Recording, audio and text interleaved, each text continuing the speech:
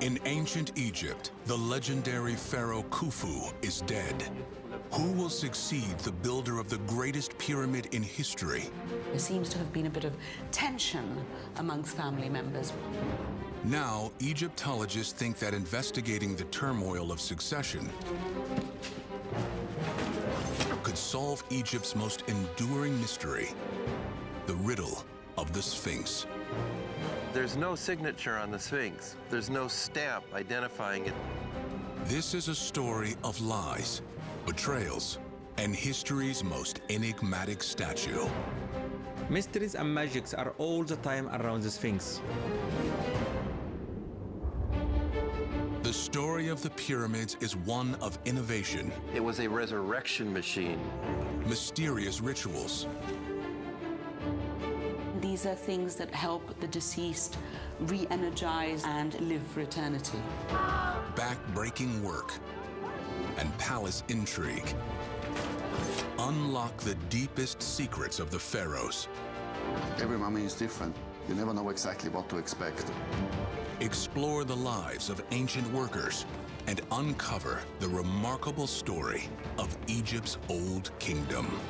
Not only did ancient Egypt make the pyramids made ancient Egypt.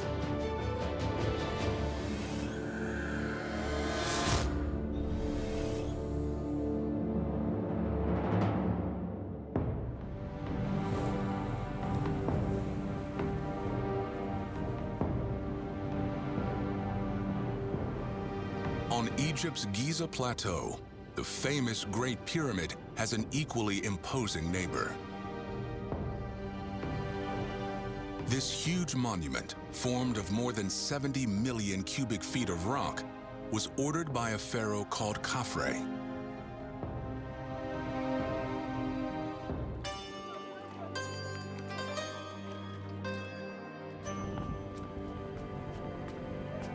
Around 2470 BC, Khafre comes to the throne and calls on a vast workforce to build his pyramid.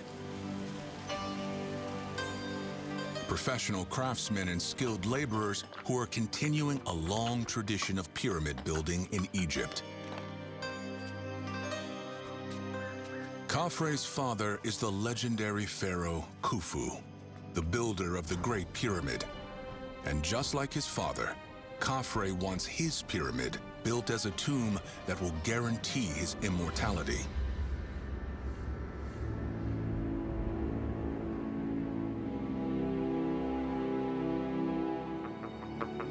Today, the pyramid tombs of Khafre and Khufu dominate the Giza Plateau. But in front of them lies another gigantic monument, built around the same time, whose purpose and origin is much more mysterious. The Sphinx. Archaeologist Mark Lehner has spent years studying every square inch of this immense statue. The Sphinx is unique. By and large, the ancient Egyptians did not carve statues on this scale for another 1,200 years. The fact that they did so at this time is another manifestation of this burst of activity, burst of gigantism in pyramids. It was a time of exuberance. It's some kind of mythical beast with a human head on top of the body of an enormous lion.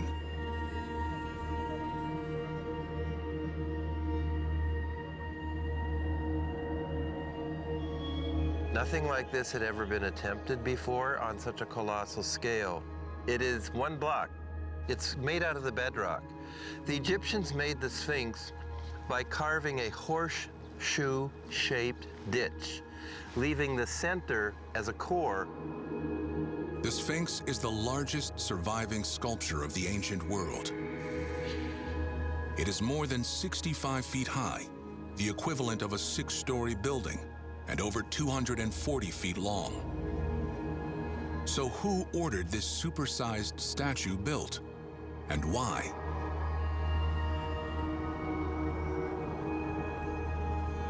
It is a mystery that has puzzled historians for centuries. There's no signature on the Sphinx. There's no stamp identifying it as a particular king. You do have signatures of a sort on the pyramids, but here at the Sphinx, no. Mark believes it was built in the years after Khufu died. So it might seem logical that the Sphinx was created by the builder of the second Giza pyramid, his son Khafre. But the answer is not so simple, because Khafre should never have become pharaoh.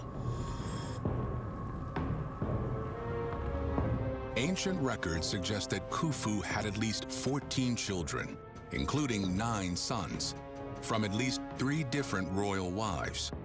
Other sons like Kawab and Jetafre should have been closer to the throne than Khafre. So, Egyptologists trying to solve the mystery of who built the Sphinx need to also ask who succeeded Khufu as pharaoh and how. The first puzzle to solve is why ancient builders carved the Sphinx in the first place. What does it represent?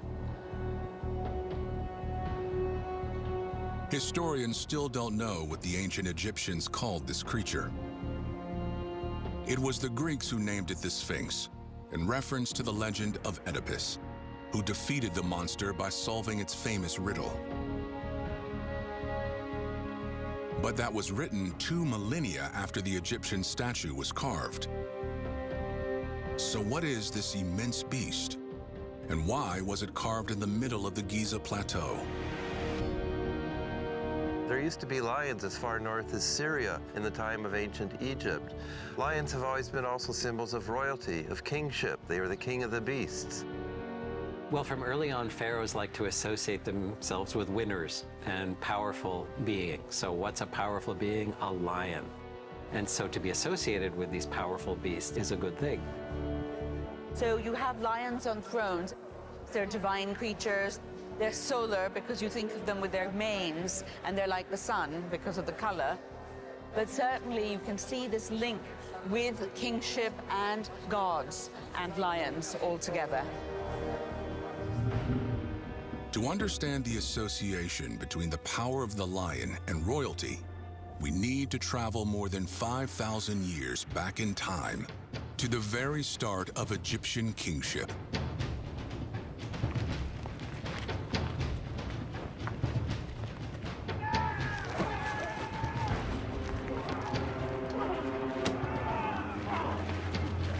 Around 3,150 BC, a warlike pharaoh rules the country.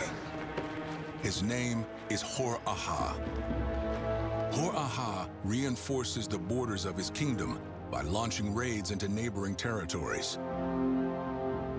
Archaeologists unearthed his tomb in Abydos.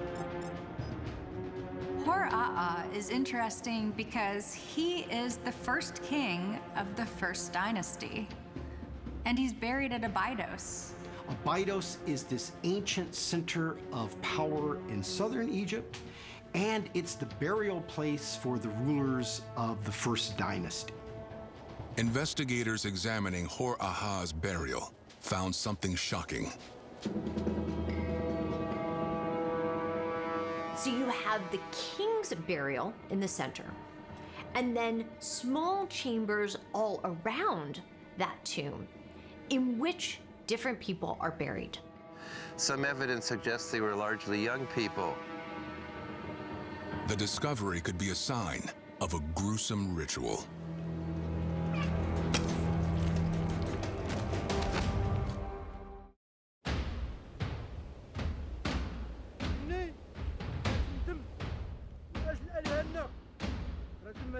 In Abydos, over 5,000 years ago, some Egyptologists have suggested that the pharaoh Hor-Aha orders servants ritually killed and buried alongside him.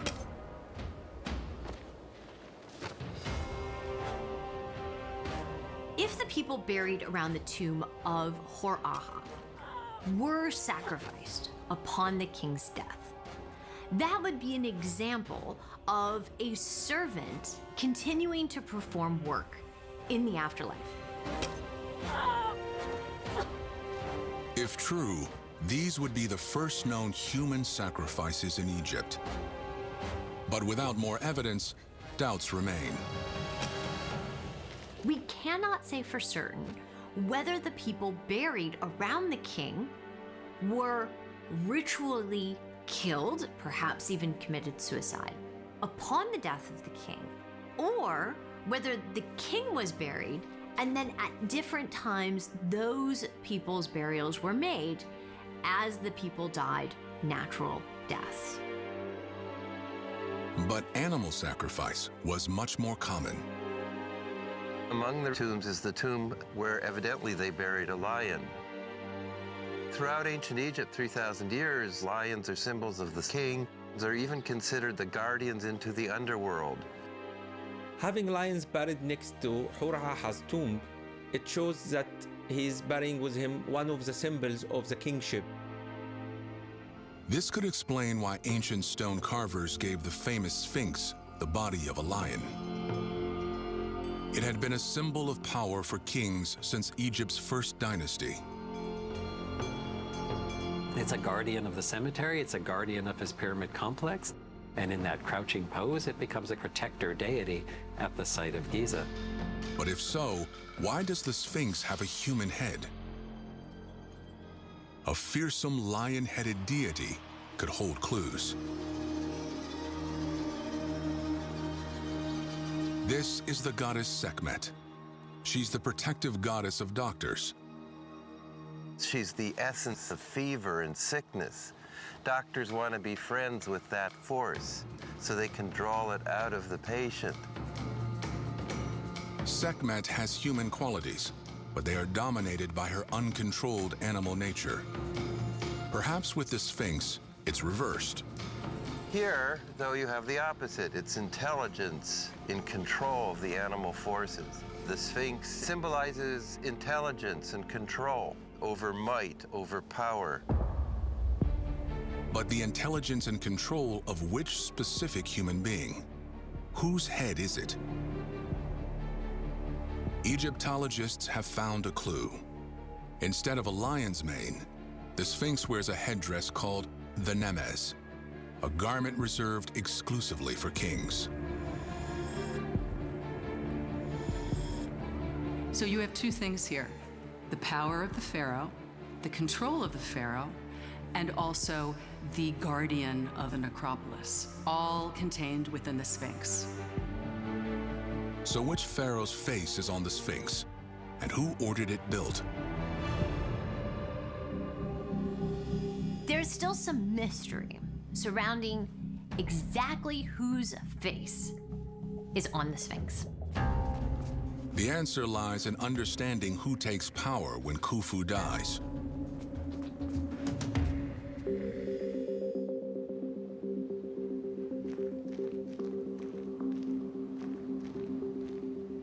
Egyptologist Salima Ikram is investigating the Giza necropolis for clues.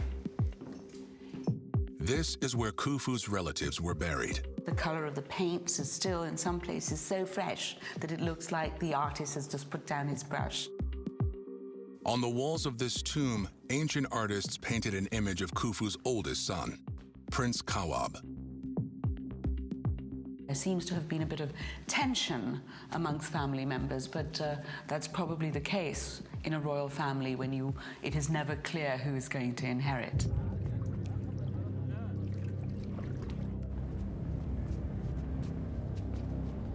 By tradition, Kawab should have succeeded his father.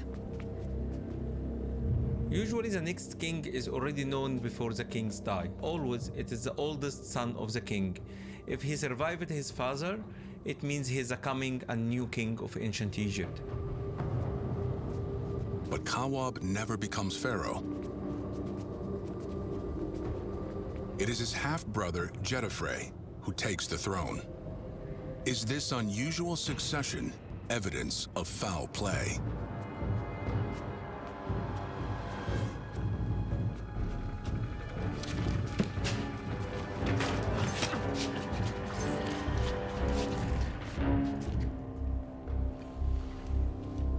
The theory that Jedefre murdered Kawab was pioneered by a famous American archaeologist, called George Reisner. He is the first to investigate the chronology of succession in an attempt to unlock the secrets of the Sphinx. The way that we try to understand the royal families from a period of history this far back is really to stand on the shoulders of Egyptologists before us. They begin with theories, and then we try to dissect these theories about these familial relations through time with new archaeological evidence. It was George Reisner who was the first to have solved the riddle of the Sphinx, as he claimed it. This was about 1912 or so. And so he noticed that Khufu's successor, Djedefre, was not buried at Giza, and he concocted a sort of story that this must be a usurper.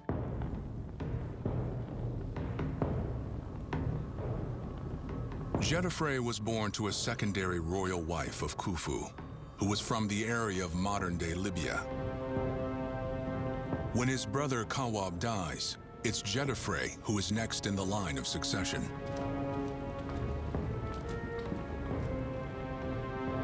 Reisner sees a tale of murder and power straight out of Shakespeare. Modern Egyptologists have had their doubts. You know, a sense of story is good because I think all human understanding is driven by narrative. But the fact is that the family history is hidden in fog.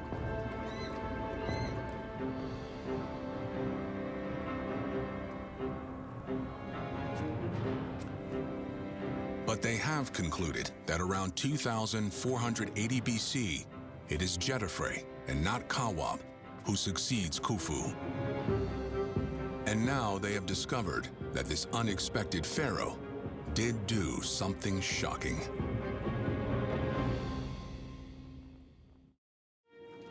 In ancient Egypt, Djedefre is the new king, having potentially murdered his brother.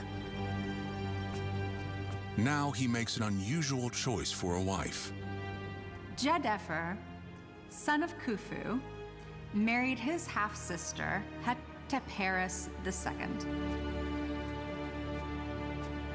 But incest was common with Egyptian royalty. So that's not why Hetepheres is an unusual choice. Hetepheres had been married to Kawab, who some people think Djedefre, her new husband, murdered. Over here you can see the title for Hetepheres, where she is talking about being a great royal wife. Clearly this woman was one of the most significant women who lived in the time of Khufu and thereafter. This dress is really quite unusual because you can see it's very chic with the shoulders going up like that. And another remarkable thing is the hair color. Because people have said, oh, was she foreign? Because it seems that her hair is yellow as opposed to the more normal black that you see. Maybe this woman was a little bit unusual and therefore more special. The widow of Prince Kawab joins Djedefre on the throne and becomes the Queen of Egypt. By marrying the wife of the dead prince, it shows the people that you are welcomed by the whole family. But does Djedefre really deserve his reputation as a usurper who murdered his brother? And could he be the king who built the Sphinx? George Reisner found other evidence to develop his usurper theory. Like all pyramids in Egypt, Djedefre's pyramid at Abu Rawash is located on the west bank of the Nile.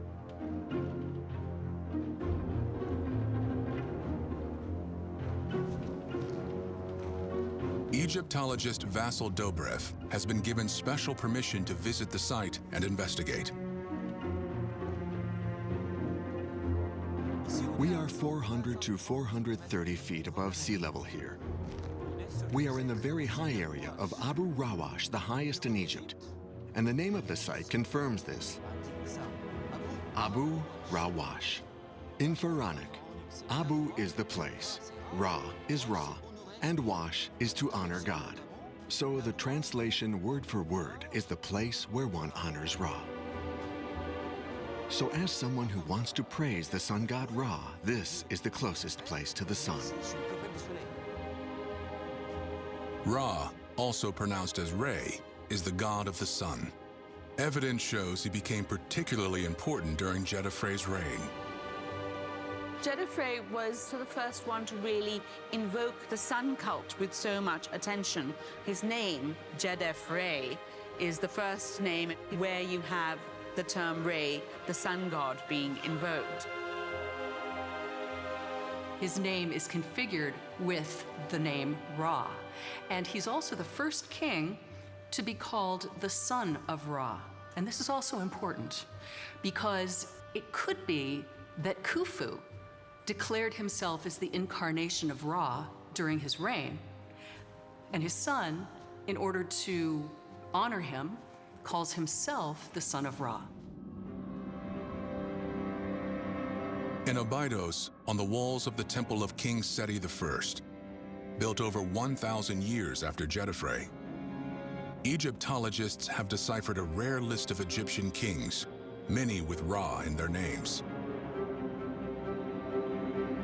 After this, all the kings are called Khafre, Neferkire, and it goes on like this, and it's Jedefre who is the initiator of this very powerful movement of solar religion. But not all Egyptologists agree on what role Jedefre played in elevating the cult of the sun god. I think we should not draw too many conclusions from Jedefre's name or the location of his pyramid, because all true pyramids are solar monuments. So the focus on the god Ra, on the sun god, I think does not simply begin with Jedefre. On the high plateau of Abu Rawash, Jedefre builds a pyramid with a base almost 350 feet wide and almost 200 feet high. The pyramid is much smaller than that of his father's Khufu, which was more than twice as wide and over 250 feet taller. But Jedefre picks this location wisely.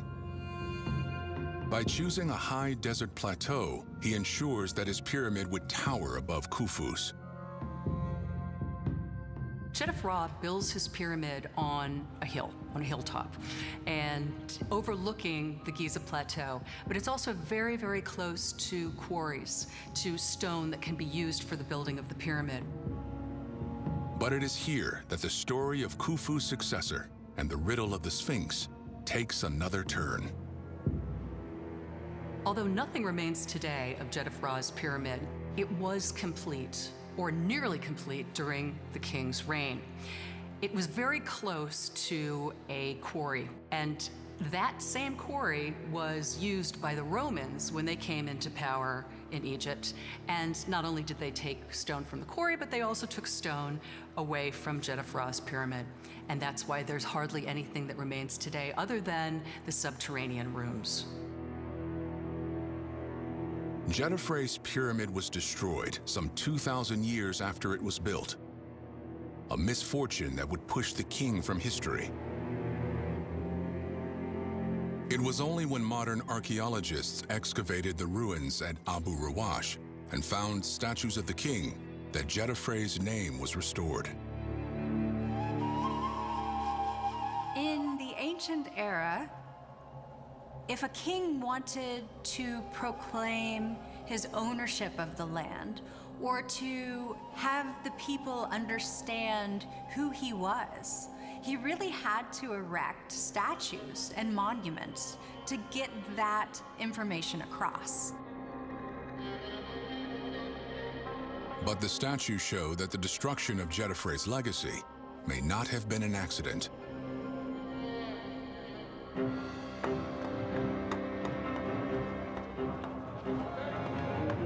Because the statues are destroyed or defaced, we know that there was political intrigue, drama, or discontent about the way that a king handled his rule of the country, because art is used as propaganda from the earliest period of time. The noses had been intentionally broken and Jedefre's name chiseled away. It's not so important that the statue actually looks like you. It's important that your name is on the statue. And if you come in and chisel out someone's name in hieroglyphs, you are ritually damaging that person. If you chisel the nose of that person's statue, they ritually can't breathe. So there are all kinds of ways to damage someone. Could this be a clue to solve the mystery of who built the Sphinx? Because just like Jedefre's statues, the giant Sphinx at Giza also has a missing nose.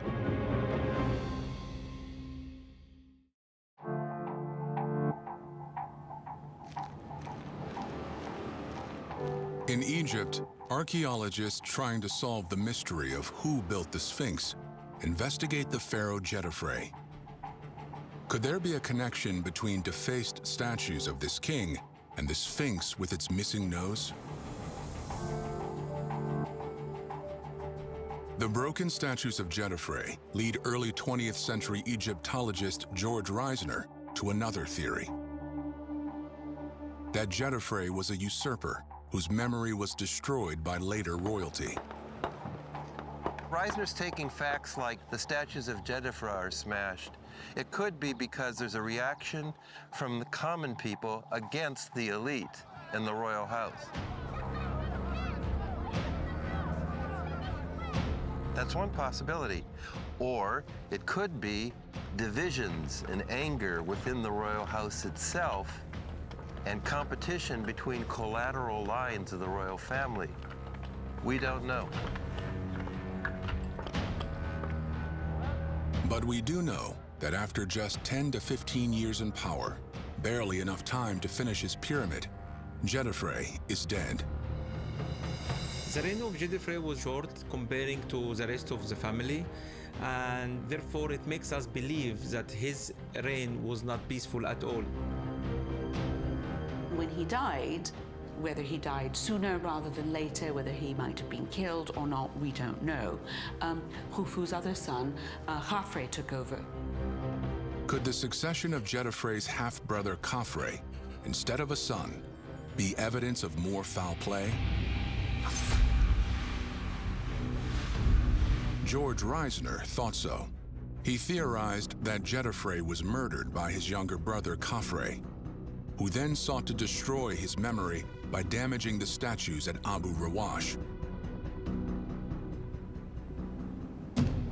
Reisner suggested that Khafre's pyramid, built at Giza next to his father's, was evidence that the new king was returning to family roots after vanquishing his usurper brother. George Reisner made up a story that he was overthrown in some sense by Khafre, who therefore came back to Giza as the home plateau.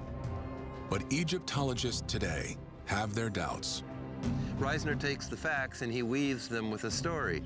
The story of the rebellion, the revolt, and the anger within Khufu's family. Who knows? Maybe it's true. But it is really a huge inference for which, the linking up of the facts is kind of Reisner's imagination. The broken noses of Jedefre's statues and the Sphinx may just be a coincidence. We know that the nose in every statue is the weakest part, so it's very easy to be destroyed. I don't believe there is a link between destroying the nose of the statues of Jedefre and the nose of the Sphinx. Many think that Jedefre's statues were defaced thousands of years later during the Roman conquest of Egypt. Whatever happened, around 2470 BC, Khafre takes control of Egypt. He decides to build his tomb directly next to his father's Great Pyramid.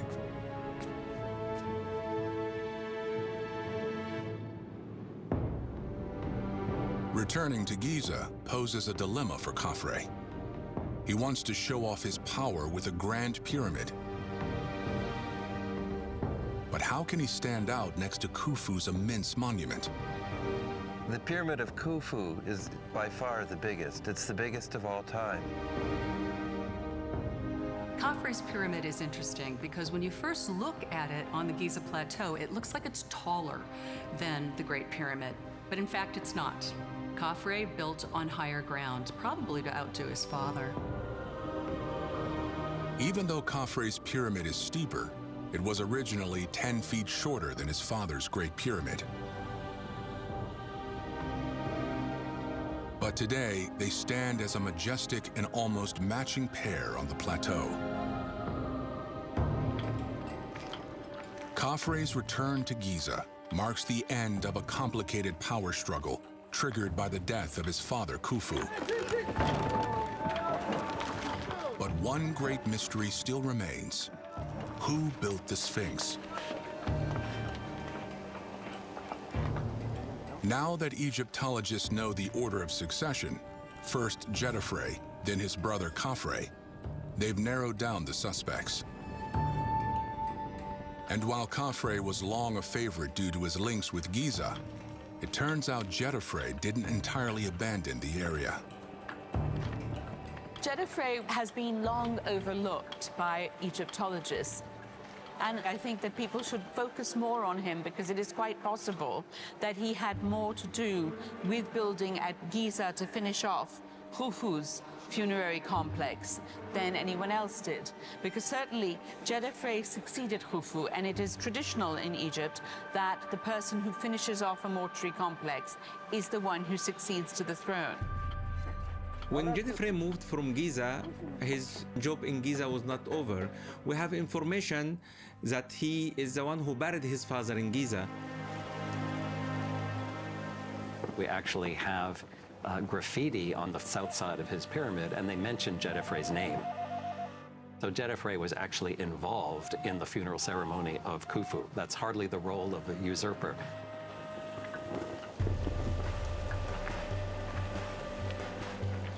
And archaeologists in Abu Rawash have unearthed a link between Djedefre and the Sphinx, a statue believed to be the oldest Sphinx in Egypt. It represents the wife of Djedefre, Queen Hetepheres II. The evidence suggests that the idea and imagery of the Sphinx was developed during Djedefre's reign. And some Egyptologists now theorize that the Sphinx at Giza could have been built by Djedefre, but in the image of his father, Khufu. The features of the Sphinx seem very close to the ivory statuette that belongs to Khufu. On top of that, there were votive gifts that were left between the paws of the Sphinx that mentioned Khufu. Also, the Sphinx wears an older form of the Nemes headdress, one that we find during the reign of Khufu. So the Sphinx is a propaganda image. Because through this, Djedefre, the son of Khufu, shows the Egyptian people that there is indeed a life after death. Because his father, Khufu, has ascended into heaven, and now he is back on earth as a divine being. Vasil Dobrev thinks that evidence it was Djedefre and not Khafre who built the Sphinx lies in the layout of Khafre's funeral complex. I think it's a very simple solution. It's based on geography. Ancient Egyptian kings usually built two temples for each pyramid. The first, at the foot of the pyramid, is used to worship the dead king. A long stone ramp called a causeway joins the first temple to a lower structure known as the Valley Temple. Located on the banks of the Nile, it was used for embalming ceremonies. When you look at a map of Giza from above, you can see very clearly that when Khafre builds here, he constructs a temple in the valley. But the causeway is completely shifted to the south, as if he avoided the Sphinx. That means that when Khafre builds his monument here, there was already a Sphinx in the way. He tore up all the rules of Egyptian architecture, which is usually based on symmetry. In my opinion, it is Djedefre who built the Sphinx.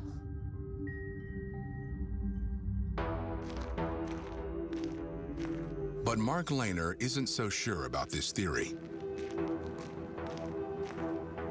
Maybe Djedefre made the Sphinx in honor of his father Khufu, Well, maybe, but there's no proof of that. There's not even any way to test such an idea. Mark believes he can prove who did build the Sphinx.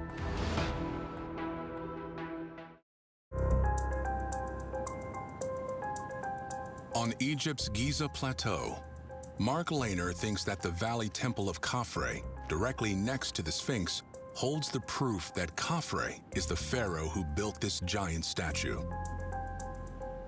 I think what happened is Khafre had the idea to take a quarry cliff and turn it into the Great Sphinx. And as they did so under the reign of Khafre, the quarrymen took the layers from the head and neck, from the upper layers, and moved it to the southeast for building the Valley Temple. Mark has examined the composition of stone in the Sphinx and found a match with the stone used for Khafre's Valley Temple. As they went down and carved the lion body, they moved the stone immediately to the east for making the Sphinx Temple.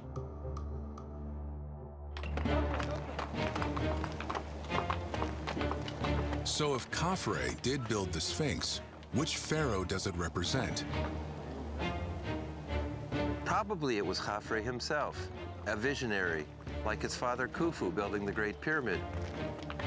What Khafre is kind of adding to this explosion in this period of experimentation on a gigantic scale, he's adding the Great Sphinx. If true, Khafre is using the Sphinx to project his influence.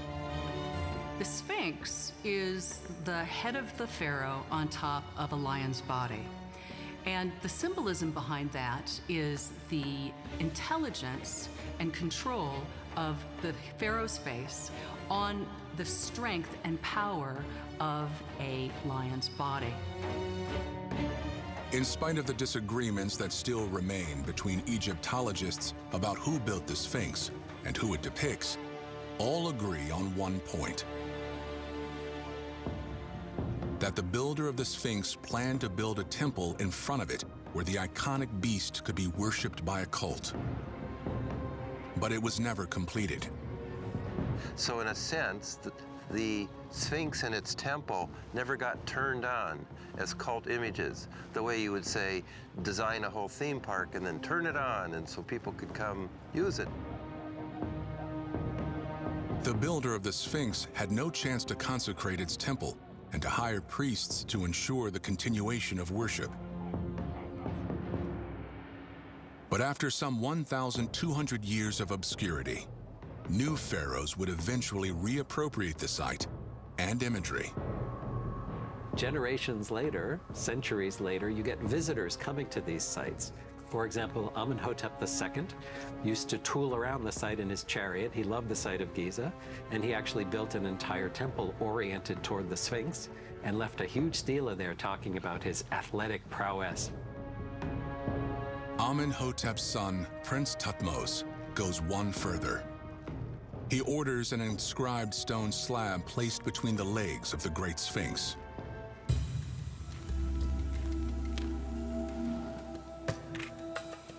Thutmose. Apparently he wasn't the crown prince. He had older brothers. At this time, princes were educated in Memphis, and they were trained in military skills, driving chariots, shooting bows and arrows. And he was practicing those skills here in the area of Giza. He says in this hieroglyphic text that he slept in the shadow of the Sphinx's head, and the Sphinx came to him in a dream. In the dream, the Sphinx said to him, "Thutmose, my son, look at me. I'm surrounded by desert sands. I'm buried. Clear the sand away from my body, and I'll make you the king of Upper and Lower Egypt." The young prince ordered the statue uncovered. Eventually, he becomes pharaoh, named Thutmose IV. He installs this stela, now called the Dream Stela, between the legs of the Sphinx. Now this became the centerpiece for this little chapel where Ramses added his stela in the first year of his reign. Other kings and princes added inscriptions and stela in the first year of their reigns.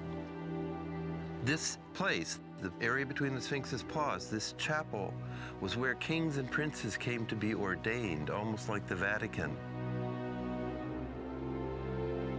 So you don't do that sort of thing without taking a kind of pride in the work of your ancestors, of pharaohs from the Old Kingdom, and enjoying being at that site, which was so remote to people like Thutmose IV and Amenhotep II, as these sites are to us today.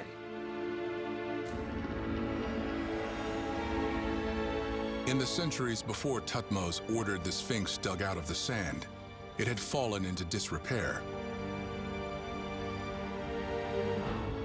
So, the young pharaoh orders workmen to undertake a full renovation.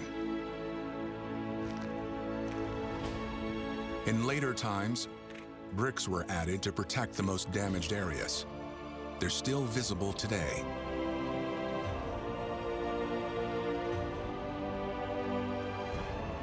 So on the cheek up here and on the forehead, you can see a little bit of color, traces of red. It's possible that the Sphinx was entirely painted red, but in the New Kingdom, when they resurrected it, there's good evidence that they painted it in more than just red.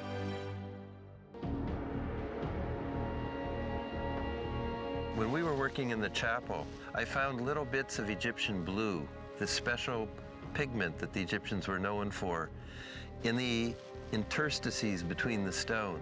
And there were traces even of yellow. There was lots of red.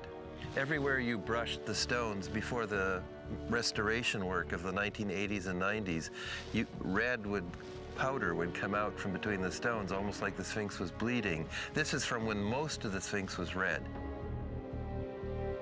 There's evidence that wing patterns were painted against the flanks of the Sphinx.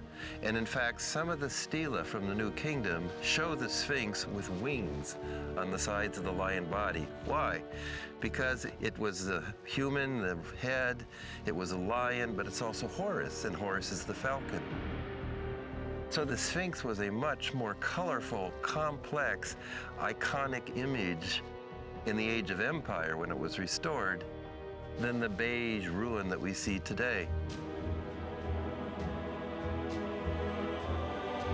An icon of the ancient world, the Sphinx retains its aura of mystery and enigma. For nearly a century, the theories of Egyptologist George Reisner about how the Sphinx was built were believed to be accurate.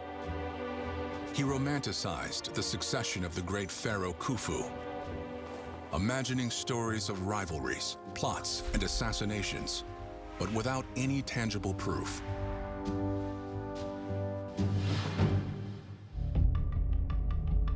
Today, specialists are more intrigued by Khafre's decision to return to Giza and build his pyramid next to his father. With no surviving record of who built the Great Sphinx, the mystery remains. Whether Khafre built it, or, as has been suggested, the Sphinx was constructed in memoriam for Khufu by Djedefre, I don't know that we have good definitive evidence yet. To be absolutely certain about the builder of the Sphinx, we will actually need more evidence than we currently have. The builder of the second largest pyramid ever constructed in Egypt is well known. The pharaoh Khafre ensured his memory would endure by stamping his mark on Giza with his monumental tomb. But what Khafre does not know is that his will be the last truly colossal pyramid ever built in Egypt.